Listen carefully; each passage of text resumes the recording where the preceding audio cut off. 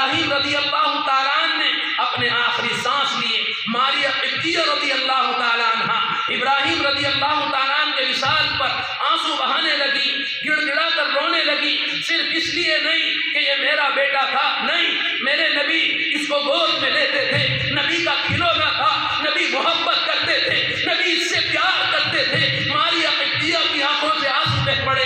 میرے نبی نے دیکھا ماریہ کی کیفیت کو، روایت کا مفہوم ہے، میرے نبی نے حضرت ماریہ قبطیہ رضی اللہ تعالیٰ عنہ سے فرمایا اگر تو دیکھنا چاہے آسمان کی طرف نظر اٹھا کر دیکھ لے، تجھے معلوم ہو جائے گا ابراہیم کیا کر رہا ہے۔ ماریہ قبطیہ جواب دیتی ہیں یا رسول اللہ صلی اللہ علیہ وسلم، یہ نظر دھوکہ دے سکتی ہے، آپ کی زبان دھوکہ نہیں دے سکتی۔ میں نظر پر ایمان نہیں لائی، میں آپ کی خبر پر ایمان لائی ہوں۔ غفلت سے آگے بڑھ، منزل تلاش کر، مل جائے تجھ کو دریا تو موتی تلاش کر۔ ہر شیشہ ٹوٹتا ہے پتھر کی چوٹ سے، پتھر ہی ٹوٹے جس سے وہ شیشہ تلاش کر۔ سجدوں نے تجھ کو کیا دیا، صدیاں گزر گئی جو دنیا تیری بدل دے، وہ سجدہ تلاش کر۔ ہر شخص جل رہا ہے عداوت کی آگ میں، جو اس آگ کو بجھا دے، وہ پانی تلاش کر۔ کر دے سوار اونٹ پر جو اپنے غلام کو، پیدل جو خود چلے وہ آقا تلاش کر۔ اندھا بنا دیا ہے جوانوں کو نیٹ نے، بینا جو ان کو کر دے وہ رہبر تلاش کر۔ اللہ اس مجلس کو قبول فرمائے، آنے والوں کو، لانے والوں کو، بلانے والوں کو، سننے والوں کو، سنانے والوں کو اللہ اپنی دریائے رحمت سے قبول فرما لے۔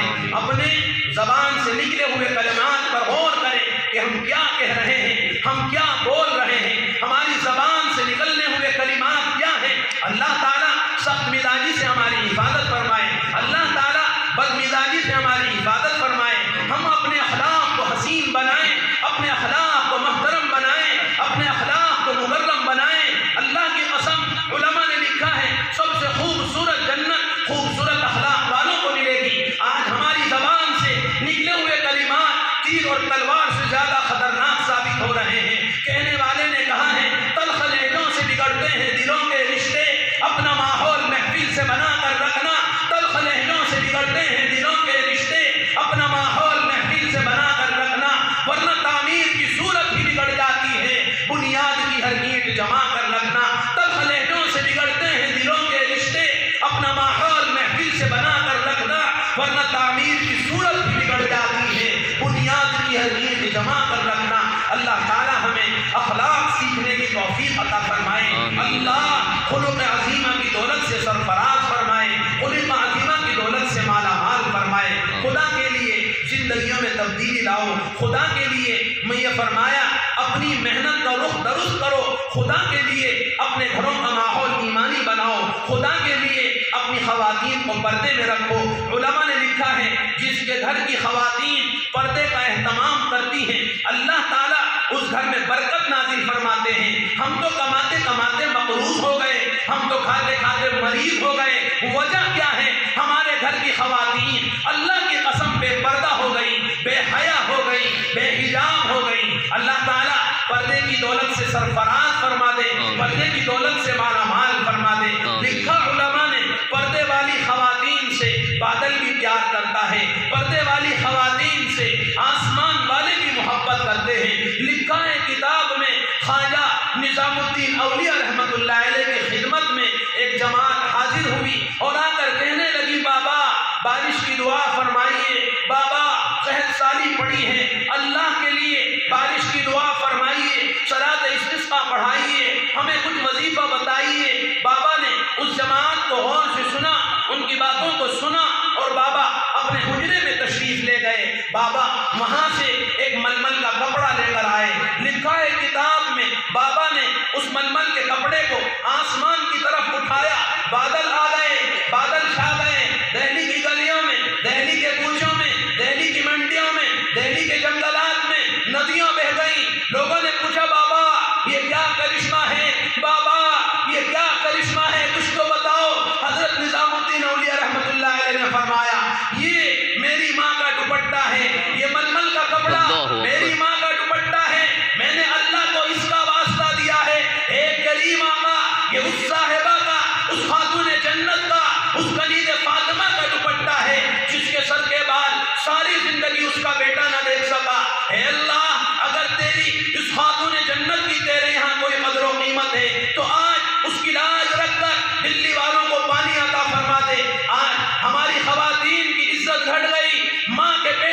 بچہ پاپے کی بھٹی سمجھنے لگا، بوڑھے باپ کو اینٹ کا بھٹا سمجھنے لگا۔ اللہ تعالی ہمیں ہمارے گھر کی خواتین کو پردہ عطا فرما دے، حیا عطا فرما دے، حجاب عطا فرما دے۔ میری بہنوں، تم بڑی خوش نصیب ہو، اللہ کی ذات خود پردے میں ہے اور تمہیں بھی پردے کا حکم دیا ہے۔ اللہ کی ذات پردے میں، اللہ کا عرش پردے میں، اللہ کی کرسی پردے میں، نبی کا روزہ پردے میں، شب قدر پردے میں، اسم اعظم پردے میں، ساعت اجابہ پردے میں، ہر بڑی رحمت کو پردے میں رکھ کر بہنوں تمہیں بھی پردے کا حکم دیا ہے۔ تم نصیبے والی ہو، اللہ نے جو اپنے لیے جس چیز کا انتخاب فرمایا اسی پردے کا تمہارے لیے انتخاب فرمایا ہے۔ پردے کو عذاب نہ سمجھو، پردہ تو بہت بڑی نعمت ہے، پردہ بہت بڑی نعمت ہے۔ اللہ تعالیٰ پردے کی توفیق عطا فرمائے، پردے کا شوق عطا فرمائے، پردے کا ذوق عطا فرمائے۔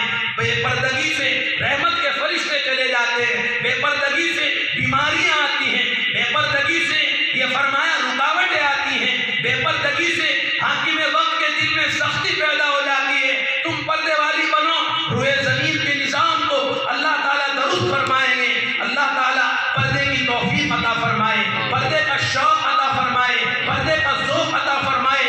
آدھی سے زیادہ دنیا کو اس جملے نے ننگا کر دیا جو لوگ کہتے ہیں اصل تو نظر کا پردہ ہے، اصل تو نظر کا پردہ ہے۔ اللہ تعالیٰ رحم فرمائے۔ لکھا علماء نے، اللہ کے نبی صلی اللہ علیہ وسلم تشریف فرما ہے اماں جان خدیجہ رضی اللہ تعالیٰ عنہ کے حجرے میں حضرت جبرائیل امین تشریف لائے۔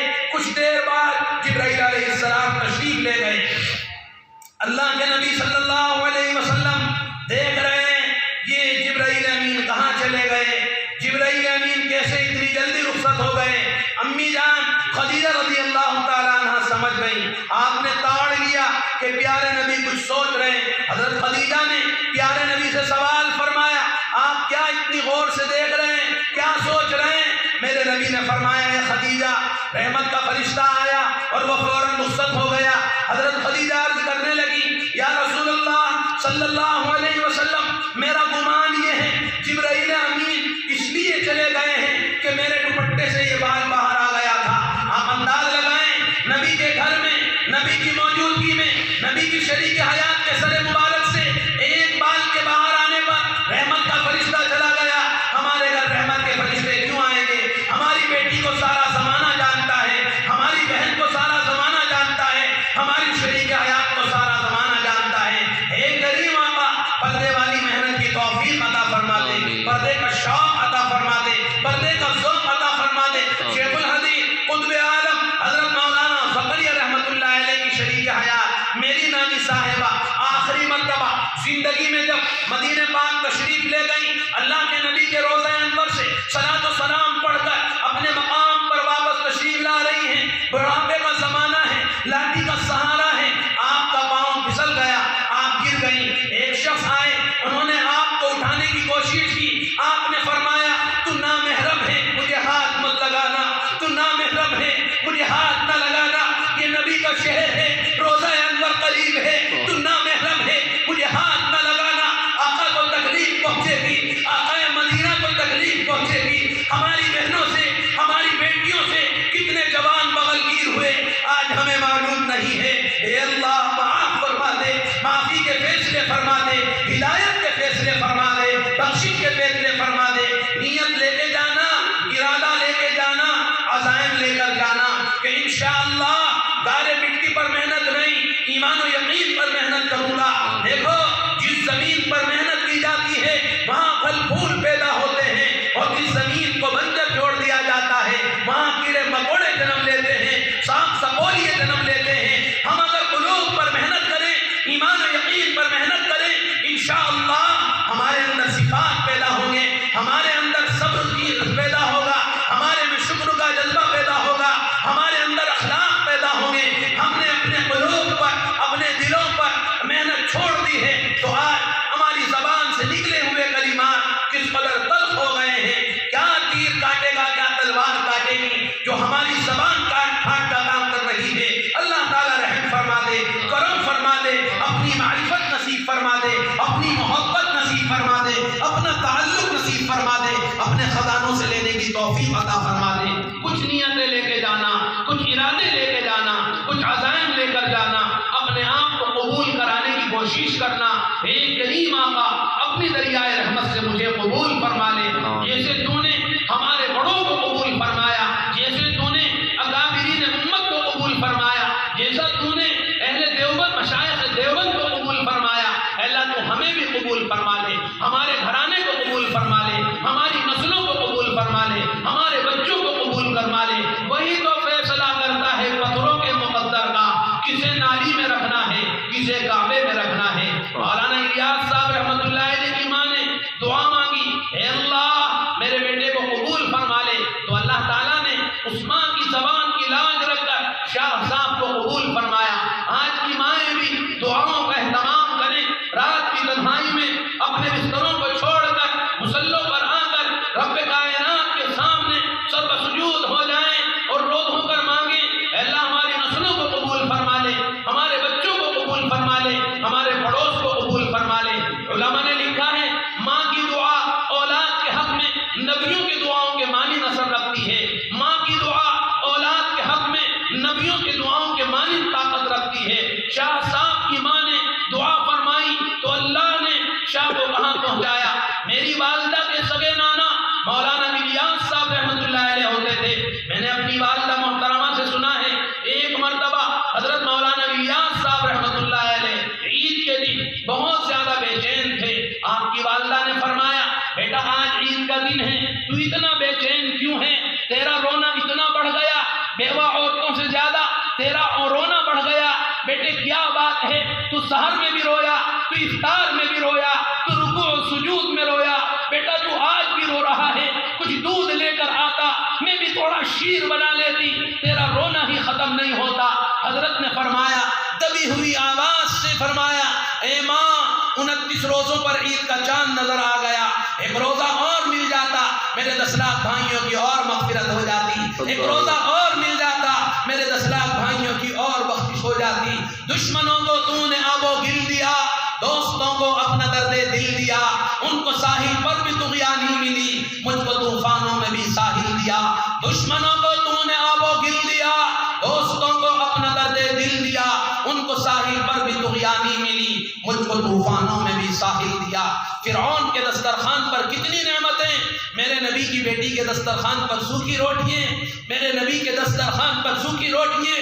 فرعون کا خاندان تنعم و تعیش میں پل رہا ہے، حضرات حسنین فاقوں میں پل رہے ہیں۔ دشمنوں کو تو نے آب و گل دیا، دوستوں کو اپنا درد دل دیا، ان کو ساحل پر بھی طغیانی ملی، مجھ کو طوفانوں میں بھی ساحل دیا۔ اے اللہ اس مجلس کو قبول فرما لے، آنے والوں کو، لانے والوں کو، بلانے والوں کو، سننے سنانے والوں کو اپنی دریائے رحمت سے قبول فرما لے۔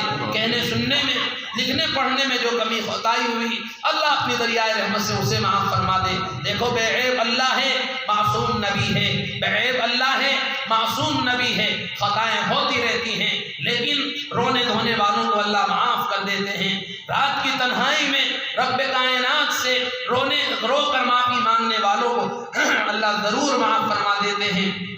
ایک حدیث پاک میں میرے نبی نے ارشاد فرمایا یا ایھا الناس ابکوا فإن لم تبکوا فتباکوا، اے لوگوں رویا کرو، اللہ سے رو کر معافی مانگا کرو، رونا نہ آئے تو رونے کی شکل و صورت بنا لیا کرو، جھوٹ موٹ کا رونا رو لیا کرو۔